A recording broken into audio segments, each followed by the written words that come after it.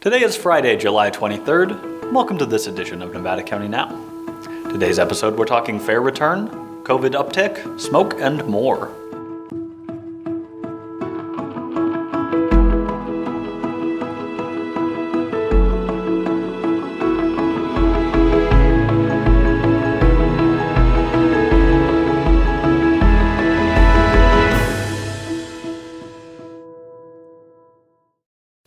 Hello and welcome to Nevada County Now. I'm your host, Cole Pettit.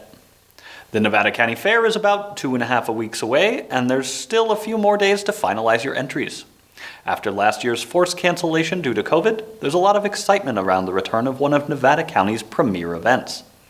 Here to tell us all about what to expect for this year's iteration is Patrick Eidman, CEO of the Nevada County Fairgrounds. Yeah, as you sort of referenced, our slogan this year for the 2021 fair is that the fair is back in town. We wanted something that really symbolized and spoke to, bringing the community back together after a year off in 2020. We've been working hard to put together a great fair, and we are just really excited to have everybody back on the fairgrounds. Dates this year, August 11th through 15th. It's going to be a good one. We're really excited. Butler's bringing the big log ride, the flume ride, back for 21. It was here for the first time. We thought maybe the only time in 2019, but Butler saw how excited the community was about it, and so they have worked. It's a big project setting that thing up. Like so many other groups, they're having labor shortages and a lot of questions. Not all fairs are opening this year, but anyhow, we've convinced them to bring the log ride, so we're really pleased to have that back on the arena green. We've just are contracting now with a group called Canine Kings, which is an aerial dog act. We're here. It's been quite a few years ago, but anyhow, they'll be sort of over on that green area next to the log ride. That'll be a lot of fun for folks. They'll have 3 shows every afternoon. And yeah, the fair favorite Mogollon will be back on the Budweiser stage, which I know there's a lot of local following for Mogollon. And yeah, we'll have, the stages are all going to be going. We'll have 5 nights of arena events. The big change there for us this year is Wednesday night. Instead of the rodeo, we have outlaw carts and mini trucks. It's being put on by Patrick Weger Racing, a local fellow, which we're really excited about. Ticket sales are going strong there. They're going to have a great turnout of cars. So yeah, some changes, but still the fair everybody loves, and a lot of the same traditions. Entries for the stills, or what we call the stills, or the competitive exhibits, are due on Monday. So the book is online this year. It's just a digital handbook. So you can go to our website, nevadacountyfair.com, and get a copy of the book, download it, go through it. There's hundreds of classes. There's a bunch of new ones, and baked foods and arts and crafts and collectibles. So yeah, just go through the book.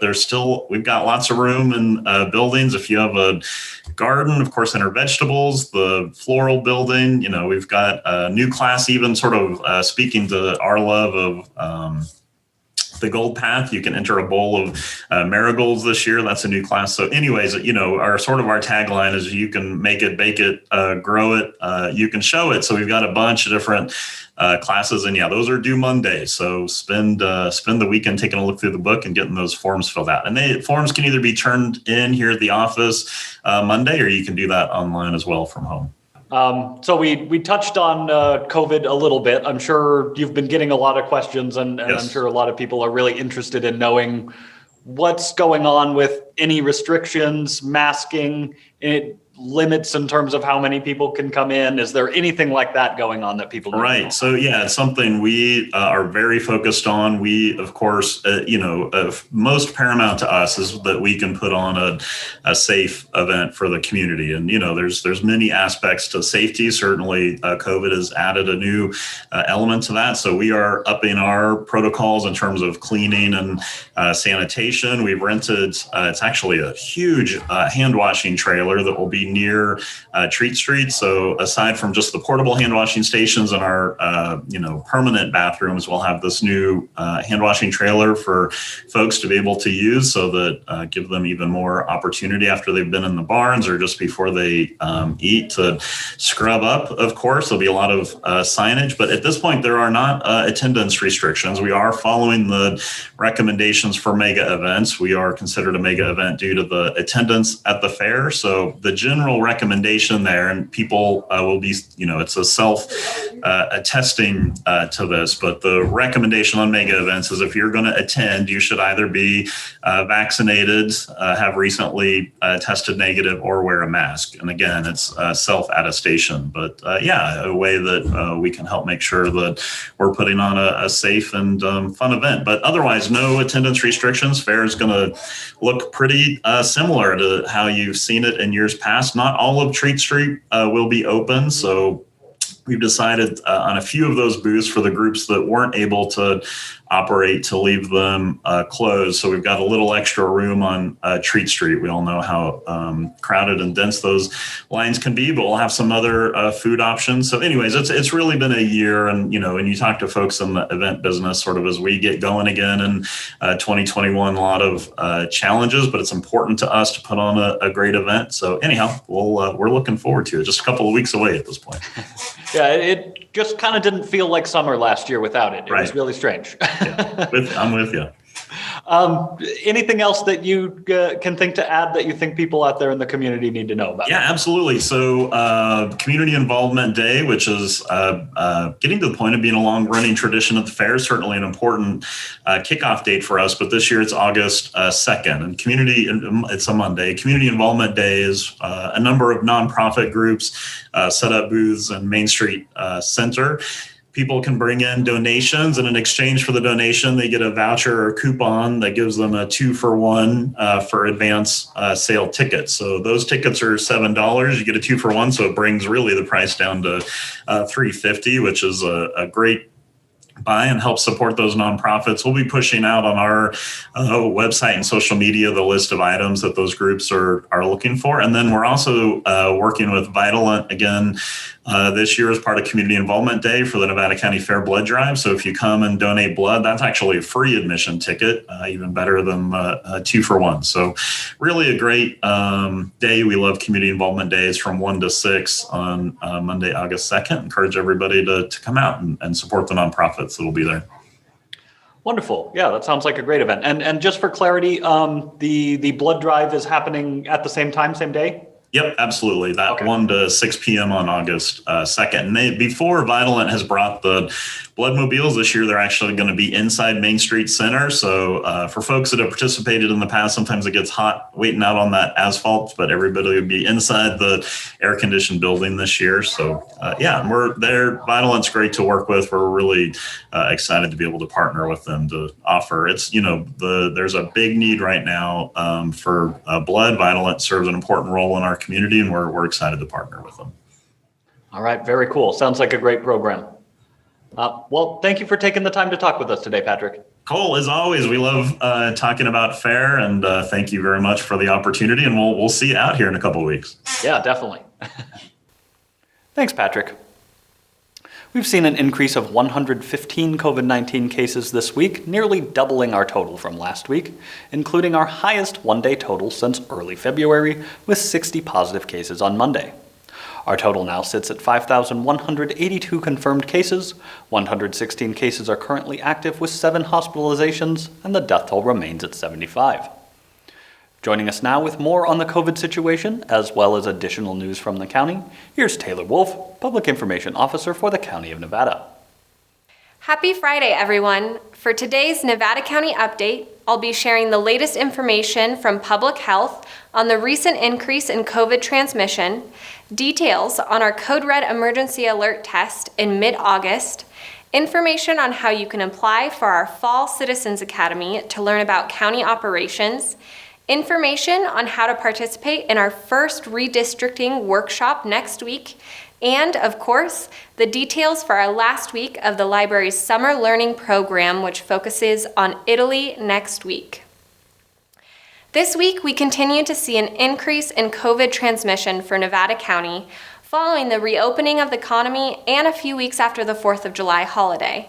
We are seeing the same transmission in many of our neighboring counties, including Placer, Sutter, Yuba, Colusa, and Sacramento. Recently, we are seeing upwards of 100 active COVID-19 cases in Nevada County and increased hospitalizations.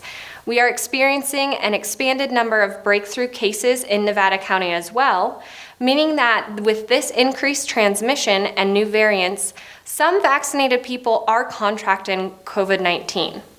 However, those who have been vaccinated and contracted COVID-19 are experiencing less severe illness and 0 deaths. With the highly transmissible Delta variant confirmed in Nevada County, public health officials continue to recommend getting vaccinated as the best option to prevent the spread of COVID-19 and serious illness. Public health officials also recommend avoiding crowded indoor spaces and wearing a mask if you want to take extra precautions. Vaccines are widely available in Nevada County at many local clinics, pharmacies, and healthcare facilities through myturn.ca.gov. Our Whispering Pines Clinic will be open for its last 2 days next week on Monday and Tuesday from 9 a.m. to 4 p.m., and walk-ins are welcome. myturn.ca.gov continues to be the one-stop shop to find the nearest walk-in vaccine clinic near you, to make an appointment, or to request an in-home vaccination or transportation assistance to your vaccine appointment. Our Nevada County Reach team also works with local businesses to vaccinate their staff, which can be requested through a simple online form at mynevadacounty.com/bizvax. Fire season is here, and our Office of Emergency Services is conducting their annual Code Red Emergency Alert test on August 16th. Code Red emergency alerts are a critical tool for staying informed of official evacuation warnings or orders that are issued by the Sheriff's Office or our Office of Emergency Services. It's important to remember that Code Red emergency alerts will not be used for every fire in Nevada County. They are used judiciously and only when it is deemed a serious potential threat to life and property or an immediate threat to life.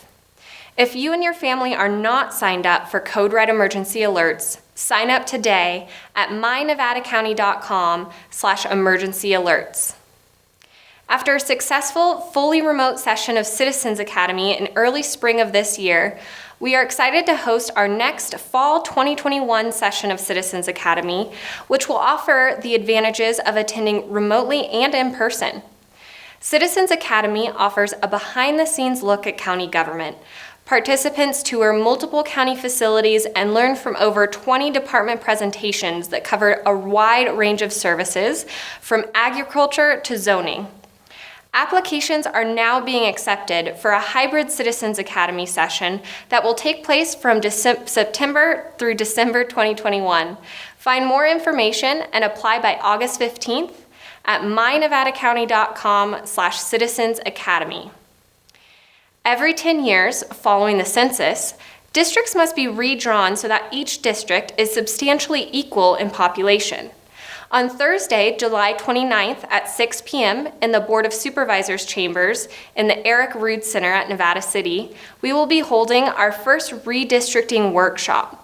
Residents are encouraged to participate in the public redistricting process in this first workshop and by submitting comments to redistricting@co.nevada.ca.us. Learn more about the redistricting and next steps in the redistricting process at mynevadacounty.com/redistricting. Of course, last but not least for our Nevada County update, next week is the last and 7th week of the library's summer learning program. For the last week, the library will be exploring Italy. In addition to Italy-themed adventure bags, highlighted programming includes a course on the basics of Italian genealogy with the Doris Foley Library. Join in on Zoom or Facebook Live at 2 p.m. to learn where to start, traditional Italian naming conventions, and how they might affect your research. records that are available online, and helpful websites and resources for research into Italian genealogy. Learn more at mynevadacounty.com/library. That's it for my Nevada County update this week. Find all this information and more by subscribing to our weekly newsletter at mynevadacounty.com/Nevada County News. Have a great weekend. Thanks, Taylor. As Taylor mentioned, fire season is here. We continue to see new fires across the county and region every day. Thankfully, due to the work of our firefighters, most have been contained fairly quickly with minimal damage caused. One regional fire that is still burning, however, is the Dixie fire burning in the Feather River Canyon north of Paradise in Plumas County. It has grown to over 140,000 acres burned and is just 18% contained. As this fire continues to burn, be aware that we could experience some air quality issues due to the smoke. Here is the smoke forecast for today and tomorrow by the National Weather Service in Sacramento. For the most current air quality information, visit fire.airnow.gov. The National Weather Service in Sacramento is also calling for a slight warming trend as we head into the weekend, so make sure you take precautions like staying hydrated if you're outdoors, and check on vulnerable individuals and pets. There was a power outage last night in Nevada City that impacted about 3,200 customers, including City Hall. There was a scheduled City Council meeting, but due to the power outage, Nevada City Mayor Dwayne Strasser continued all items on the July 22nd agenda to the Council's next regularly scheduled meeting on August 11th. According to PG&E, the cause of the outage was an equipment issue, specifically a broken pole. The majority of customers had power restored by 9:36 p.m. The cause of the broken pole is still under investigation. As I mentioned at the top of the show, the fair is just a few weeks away, and I'm already excited. We'll leave you this evening with some shots from previous year's celebrations. And remember, stay safe, take care of each other. We'll see you next week.